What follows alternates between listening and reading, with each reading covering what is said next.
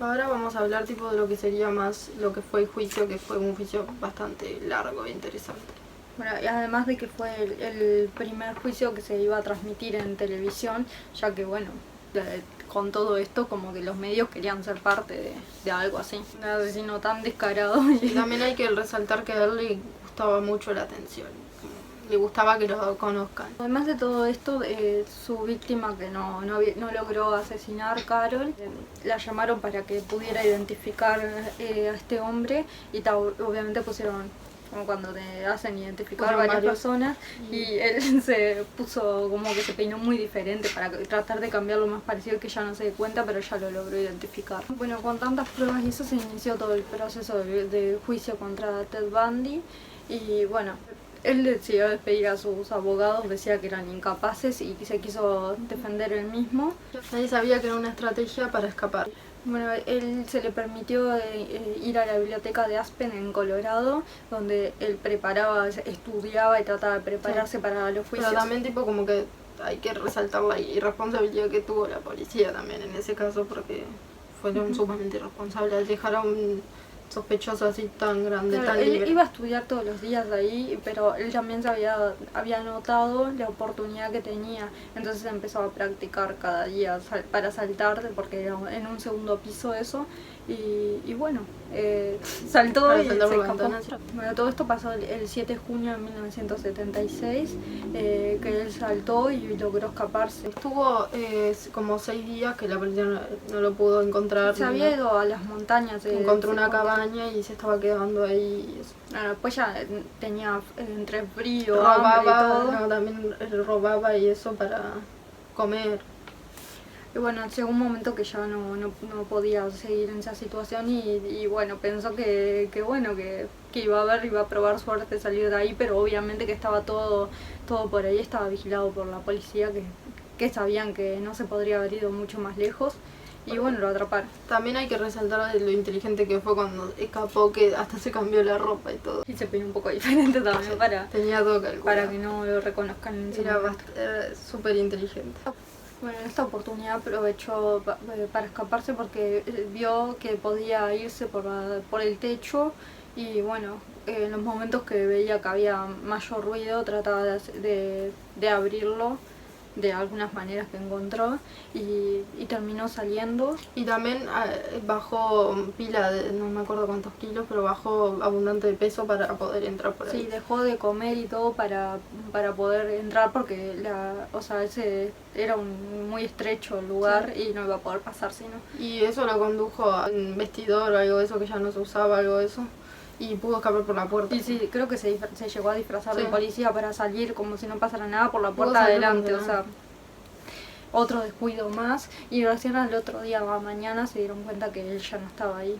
Sí, ya ven, la irresponsabilidad de la policía en esos años era impresionante. Y bueno, en esta oportunidad él se logró ir a Chicago, en donde pudo desde ahí irse a Florida, que era muy lejos de todas las otras ciudades en las que estaba, y comenzó una nueva vida con otro nombre incluso, creo que era Chris Hagen, algo de eso, y bueno. Y se cambió también el look como siempre, como era de costumbre. Se estaba quedando en una fraternidad, creo, y bueno, nadie sospechaba que era esa persona que tanto estaba buscado, que en ese momento ya era de los más buscados del FBI.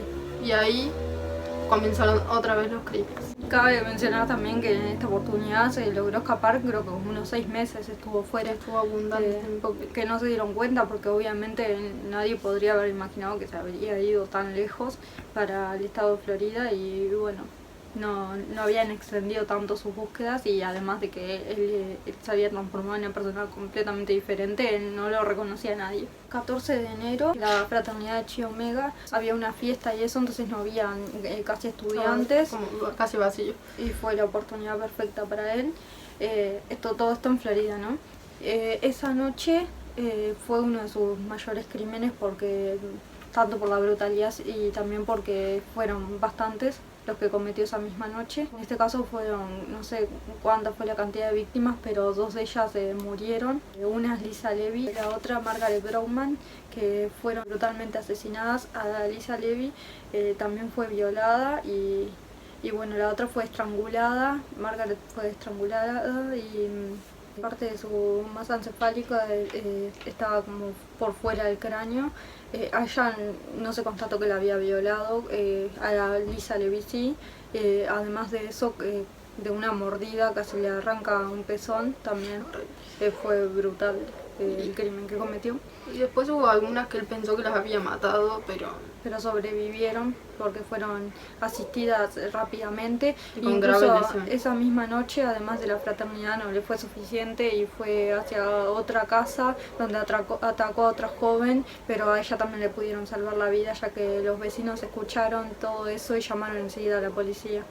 Y bueno, este crimen sacaron una testigo que también fue muy importante, ya que en la fraternidad lo había visto salir y bueno, dio algunos datos de cómo era ese hombre, que ni cerca de saber que era el mismo que había asesinado en los otros estados, porque bueno, era un lugar completamente diferente y los policías no tenían ni la menor idea de eso. La última víctima de Ted fue Kimberly Lynch, de 12 años. En Lake City, la niña fue secuestrada después de una presentación en la escuela o algo de eso. Pero fue el 9 de febrero de 1978. Bueno, él la secuestró a plena luz del día y su cuerpo fue hallado 8 semanas después en un estado de descomposición muy grande, o sea que no pudieron sacar ninguna pista importante para... Fue la víctima más joven que se le encontró. El 3 de febrero ya comenzaron los juicios en su contra. El primero fue este mismo día comenzó el juicio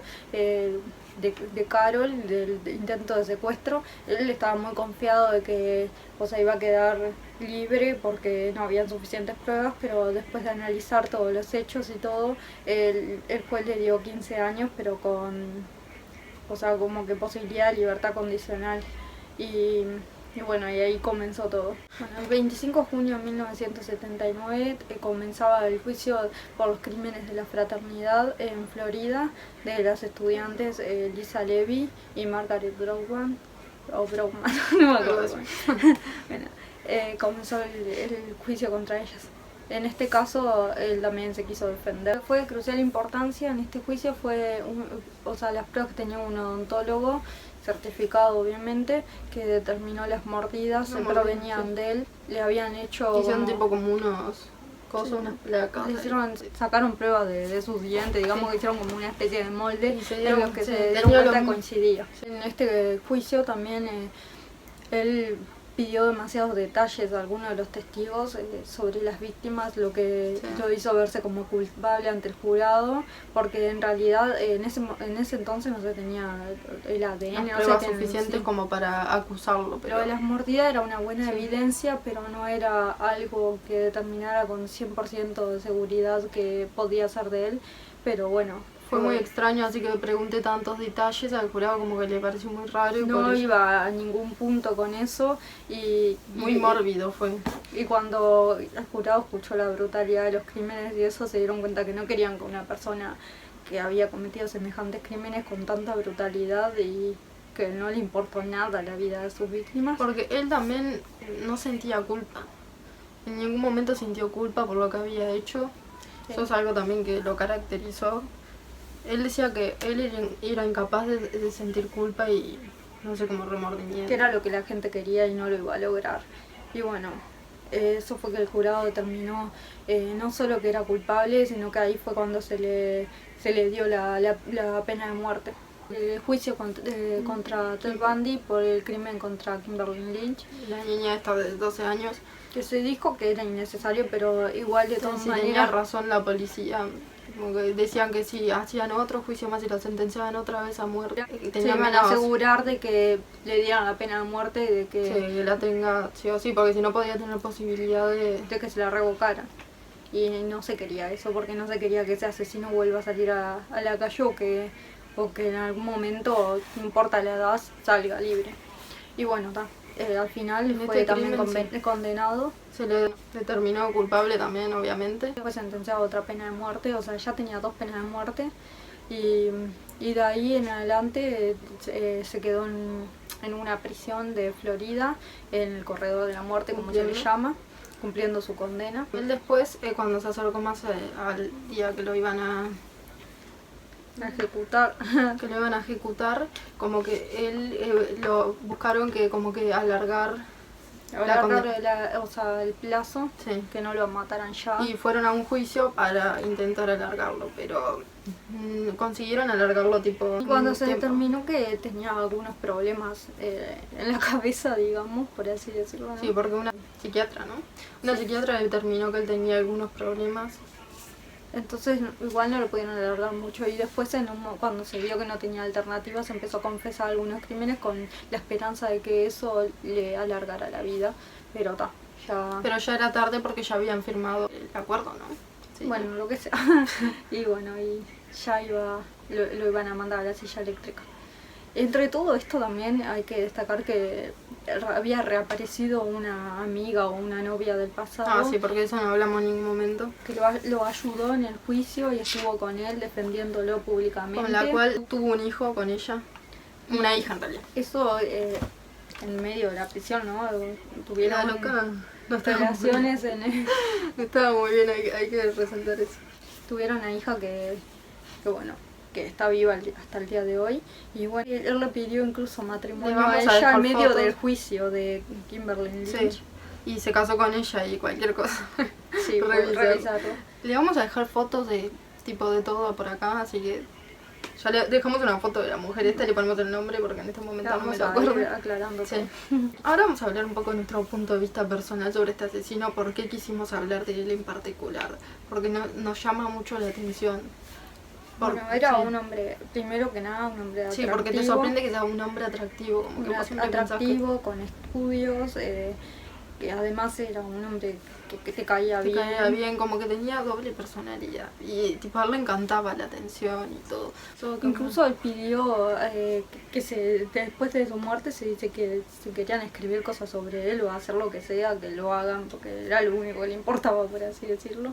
Era muy mediático, siempre estaba en todas las noticias, le encantaba la atención y por algo en su juicio... Sí, una de las frases más conocidas de él también era que él había dicho una vez que él era más conocido que Disneylandia y a él le encantaba. Sí. Le encantaba eso.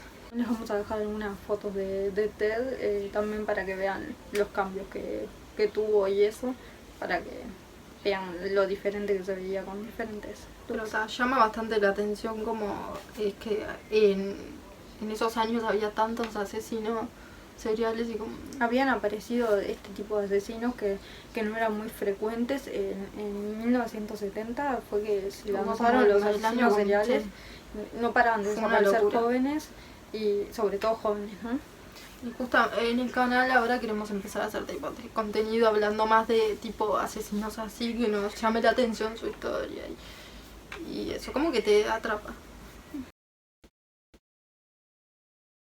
Bueno, gracias a los que siguen acá en el canal, la verdad que agradecemos mucho y el contenido ya habrán visto va a ser bastante variado. Y bueno, queremos decirle que este es nuestro primer video de esto, así que vamos a tratar de ir mejorándolos. Vamos a ir agarrando un poco más de práctica. Es el primero que hacemos y estamos un poco nerviosas y... Apóyennos, suscríbanse a nuestro canal, denle like al video. Y síganos en las redes sociales que están ahí abajo en la descripción. Así que bueno, ya saben.